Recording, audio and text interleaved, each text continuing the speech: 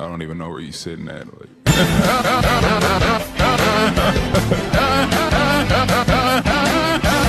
What's up, Hoop fans? Welcome to 1716, the most entertaining hour of basketball banter you'll hear each week. I'm your host, David, a Boston Celtics fan, wearing his stuff this week. Lamar, our Lakers fan, joins us. Welcome, Lamar. What's up, y'all? What's up? How are you feeling after 10 days? After 10 games? Been a long week. But you know what? I'm not panicking yet. But am I bringing out the panic button? Yes. You're putting it on the table? table? I'm putting it on the table, but I'm not pressing it yet. I'm just I got you. preparing the button. Also joining us this week, we have Jeremy, our Mavs fan. How are you feeling after 10 games? Feeling good. Feeling like KG. I feel like KG. You know, I got the hoodie on, ready to attack. Off the bench. My man. Got you. My man. So, I'm a man of my word. You know, so. For those that don't know, the Lakers did beat the Mavericks by 1 point. We had no business coming back. I was so mad. No business coming back. 26 up, I think, at some point. Wesley Matthews, man. $18 million. You gotta get rid of you, dog. We'll talk later. That's wild. So on today's show, recent news has a lot of news, and it could get kind of chippy as we go through it. Our second quarter, we're going to be going through our most surprising over and underachieving teams, players, coaches throughout the first 10 games. The third quarter, we're going to, the word I'm going to choose here is dissect the Wizards. I could have used the word demolish, but whichever word you want to use. And then the fourth quarter, stay tuned. We're going to be talking about some unwritten rules in the NBA. I like this. It's going to be good. I'm ready. It's going to be good stuff. Y'all ready to jump into some recent news? Let's go, Get man. it. First up, I think it was a pretty cool little thing that came out today. The All-Star captains, if you remember last year, they changed up how the All-Star team works, where they elect two captains and the captains pick their team. Well, they did it behind closed doors last time, so they didn't record it last time because they didn't want people to feel bad because you were the last of 24, the 24 best players in the 24 best players in the world. They didn't want people to feel bad. Well, they are going to televise it this year. LeBron said, "Who cares? You're the 24 best players in the world. Who cares if you're picked last?" So he thinks it's cool. What you think? I agree. I mean, first of all, it's another thing to watch. I mean, that's right. It's that's right. It's more NBA content. Brings more eyes to the game, but and you can certainly check out our review of it after it comes out. Hey. Good luck. But I mean, it's no shame in being the 24th pick if you're an all-star. Like everybody doesn't get picked to the all-star team. So you're an all-star. You're an all-star. You got picked to the all-star. Plus, who doesn't love the drama of watching that? Oh, absolutely. Okay, so get this. Steph is elected as captain, and he picks Giannis first, and Katie's just sitting there like, right, for real, right, and that destroys their chemistry and helps the Celtics win the championship. Always got a motive. Always got a motive. No. Unbelievable. I'm playing. But I mean that, and that is something that I think the Warriors could do, and it would be perfectly fine in their locker room. Yeah, I think that maybe with KD it might not be. Think he's sensitive about it? You think he's that sensitive? A little bit. I also think that Giannis might wind up being the Eastern Conference captain. So maybe that, now that I said it out loud, I wasn't even thinking about it, but it might wind up being Steph versus Giannis because Kyrie has not been playing at that level. You think Steph will get more votes than LeBron? Yes, absolutely. Because I think Steph is playing at that's going to be so interesting. Steph is playing at the MVP level. But it's not always about that. I understand. But Steph is also with the younger... Especially in LA? But with the younger... with the younger crowd, Steph is... Is the All-Star game in LA? No, I was talking about with LeBron now being in LA, the marketing behind that gets pushed now. With younger viewers, Steph is by far the... Maybe I'm just old and fogey. Yeah, you heard it here first. You heard it here first. I'm old school. You heard it here first. Steph, Giannis. Okay. You remember before we were thinking LeBron, Kyrie. I know, right? And the Lakers come up to a slow start. Kyrie comes off to a slow start. Kawhi was like, oh my gosh. All right, Lamar, we got something exciting that happened this week. Yes! What'd I tell you? I told you we needed a backup center. I was begging and pleading for it. What do we do? We got Tyson Chandler, baby, who's, of course, we're not expecting anything huge. Right. We just need a backup center because McGee, as I told y'all, has been playing well, but the thing is he can't play those heavy minutes like we need him to. So I think Tyson Chandler can be a nice guy to bring us in like 15 minutes a game, give us solid defense, maybe a lob or two, and that's all we're asking for him. We're not needing anything else. No, wait a second. You said something earlier in the day on one of our other shows. Brook Lopez was on your team? Yes. And why is he gone now? Because his defense was worse than anything we had. Plus, he's that bad? Oh, he's awful defense. Plus, he costs more money. We don't have. That's what I said. Stop it.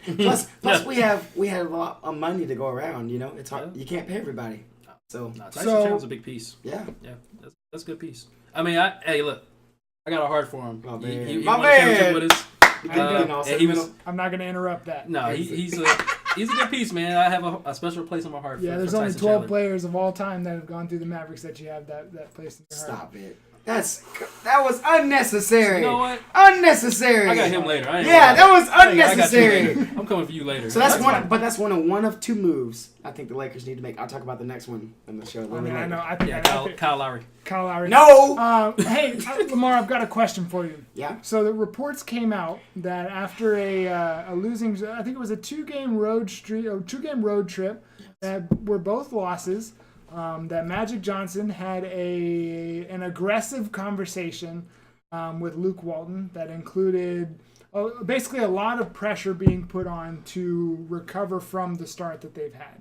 What are your thoughts on that? According to Lakers insider writers, okay, and according to other people that are NBA writers, they claim that they only talked about the defense. Because they were saying the defense was atrocious, as it was. It was bad, especially against the Raptors. Lord have mercy, it was the Kawhi-less Raptors. Ooh, I gotta admit that. I didn't mean to throw that I was watching and I turned off at the end of the third quarter. I was like, I can't watch this anymore. It was bad. So that's what they're saying. That a majority of they just talk about the defense. Right. You know, how are you gonna fix the rotations? And I'm sure that's when they were talking about like, hey, how are we gonna throw Tyson? You know, because now we can play McGee and Tyson a big. Because as I told y'all before, when people play the Lakers, everybody comes down the lane. It is open season on the lane. It's awful, and so we need to tighten it up real fast. So the general. I almost said the word. The general story that's coming out of this is that Luke Walton's job security may not be as secure as we had thought. Who called it secure? How short is his leash? Who called it secure? I think they are going to give him this full year. I think it needs to look a little bit better than what he's got going on right now, obviously. So I think they are going to give him the full year. I don't think they're going to fire him in the middle of the year. Mark my words. I think they're going to give him the whole year. Okay. Even if they don't think they're going to make the playoffs? Like, what if they just have a horrible losing streak? I think they're going to let him do it. Now, if we don't make the playoffs, at the end of the season, they'll be like, peace out, and then they'll get Mark Jackson, some of these other guys that are out there. I just have a feeling that if by the end of December, which I don't know how many games that'll wind up being, let's just say a third of the way into the year, if they're sitting at 40% win percentage. Yeah, LeBron's going to have his stamp on that. Eventually, LeBron is going to say, hey, I've had enough. We need a new coach. This is who I want. I know, but you have to remember the roster is not very good either. It's not a LeBron-friendly roster yet. I understand, but if LeBron decide, and here's my thing. I'm gonna go away from that. Magic Johnson did not hire Luke Walton. Magic Johnson came in after Luke Walton was already there. Right. So some people are saying, I just heard this, and obviously, you know, you hear what Magic Johnson has said out of his mouth publicly. You hear reports, this and that. What can you believe? Some people have said that Magic Johnson was never really sold on Luke Walton because it wasn't his guy. And that's valid, yeah. So, valid. I mean, we'll see what happens with that. So isn't Brian Shaw the... Yes, and I get the like with Brian Shaw because he's an LA guy, been around the system for a while. I thought years ago he would have been a nice hire after Phil Jackson left. But they did not make that move, and I'm already mad about that move because they took D'Antoni instead, and I'm not going there. But yeah, that's I think let's not press the panic button yet. Right. Let's take it easy. I got you. So another coaching thing before we get into some of the chippy stuff. Larry Drew of the Cavs finally got his deal. So congrats to you. Golf clap. Now go You're with the Cavs. Go win. Actually, hold on. Let me break the fourth wall here real quick. He already lost. Didn't work out. Yeah. Colin Sexton did get his first start though, so he's already making some changes. Did y'all read that there was reports that his teammates don't like him? His teammates are. Yeah, George Hill specifically reached out to him to try and help him, and he said, "Nah, I got it." That's what I was hearing. Are we surprised, y'all? Are we surprised? I am. Really? Based on here was my thought process on Colin Sexton. I saw his aggressiveness, which honestly people are clowning on right now. People are clowning on his. You remember when he got real low with that aggressive. People are clowning on it now. Oh yeah. Especially because like these veterans are trying to reach out to him and say, "Hey, let me help you," et cetera, et cetera. Right. And he said, "No, I got it." Like not responding to text messages from his vets, like. I'm not surprised. I saw some of this at Alabama. I think what helped him was Avery Johnson kind of being on top of him, helping him out. Who does he have in Cleveland that's going to be right on top of him? Stop it. JR. Hey, man, you do what you want to do, man. Right. On this team, LeBron left, so we can do what we want. That's probably honestly what gets said. Mm-hmm. LeBron left, so we don't have to. Because especially since you went to 4 straight conference finals, 4 straight NBA finals, like, hey, I don't really want to play that late into the year. So whatever you want to do is fine. The best team in the East. East runs through you. It doesn't run through us right now. We got some stuff. Don't be so hard. We've got some stuff to prove. Don't be so hard. They went from the top to the bottom, literally. For real. Oh. I don't know why I thought you were talking about the Celtics, but I almost got really offended. I would love to take that segue and run, but there's one more. Lamar, can you talk to us about Lakers' former assistant? Yeah, I can't say his last name. Yes, you can. I really can. Jeff Bizdelic. There we go. See, I can't. Jeff Bizdelic. I don't know. Still can't say. Sirius XM, are you hiring? This guy's he's available. He's like, awesome. Come on. He's awesome. But let me say this. Apparently, with reports, he was the originator of their switch system, which was why their defensive deficiency was so good from last year. Was so good from last year. Right. And so he was a guy that created that defense system, which allowed them to switch consistently on defense, which allowed them to get on the fast break on offense afterwards when they rebounded the ball. Which led them to 65 wins. Right. And so apparently he had some family issues. He had some family issues and had to retire. And now the reports say he has solved these family issues and is now working with the team. What it really was. D'Antonio went to him and was like, I don't know how to teach defense. Help. The only D he has is his last name. And D'Antonio. That's it. So I'm curious because they're saying, if they get him back and they figure out these rotations, especially with when Melo's on the floor. What do you do when Melo's on the floor? Can he figure that out to kind of camouflage this? How can you coach 4 on 5? That's probably what he's figuring out. Because he's out of shape. Yeah, so with the different changes they've made, losing Ariza and Bob Mute, we've already discussed this. Bringing in Melo, is he going to make that big of a difference to? Again, y'all, I'll say this again though. It all matters when Melo is in shape. Then you can do. He's not in shape. But Melo's never been confused with a defensive player anyway. But he's scoring. He's not. It's not like he's not scoring. He is scoring. I think Melo in shape is. But he's what's he? I don't know what he's averaging, but he's putting up decent numbers as I've been watching the games. He's putting up 18, 25 every now and then, 16 here, 15. It's not bad. Okay, you're not wrong. Yeah, he's defensive. Yeah, he's putting up 25. His man putting up 30. So I mean, his man's putting up 30. That's right. That's right. I'm curious. I get it. Yeah. So the last of the recent news. Celtics Nuggets had a game where Jamal Murray went off for 48 points. 48. Had a fantastic game, and in garbage time, nobody defending him. He threw up a shot to try and hit 50. Mm-hmm. He missed, so his point is went down. His shooting percentage went down, but Kyrie was no. So Kyrie was not too happy about it. Tossed the ball into the crowd. Got fined a nice $25K, which is more than I make a year. Okay, it's not. It was a joke. But anyway, so that happened. Now in the fourth quarter today, we're going to be talking about some unwritten rules in the NBA, such as when you're in garbage time and no one's defending you. I think it's disrespectful to pad your stats like that. It happens all the time. But it's still, it doesn't matter that it happens all the time. It's disrespectful.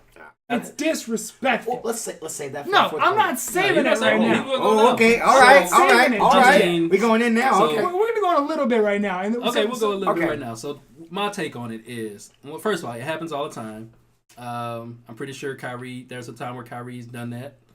I just don't think so. I'm pretty sure. It happens all yes, the time. He has. CJ McCollum did the same exact thing. Yes. Against the Bucks. He had 37 points. Yes. They were up by 12 points. It was like 30-something seconds left. He hit a 3 to get 40. The Bucks didn't do it. You giving me examples of when James it Harden doesn't make it not disrespectful. It's disrespectful when a team has conceded the victory to you and you try and put on more points. But this is the National Basketball Association. Yes, if you don't like somebody, then stop them. No, where all of the players are brothers and they are these players ain't brothers. No.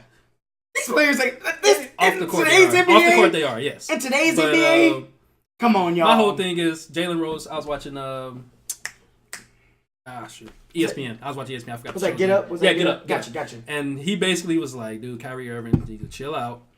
If you're so mad about it, stop him." Now here's the thing. Do I think Kyrie overreacted? He shouldn't have tossed the ball into the crowd. Like that could have hit somebody. I mean, there's a whole lot of reasons why you don't do that. Right. Do I think his anger won at the game? Of course. Like someone just went off for 48 on you and beat you. Someone that shouldn't have beat you. Okay, I understand the Nuggets are playing well. They should not have beaten the Celtics. And it was in Denver, right? It was in Denver. So, I get that.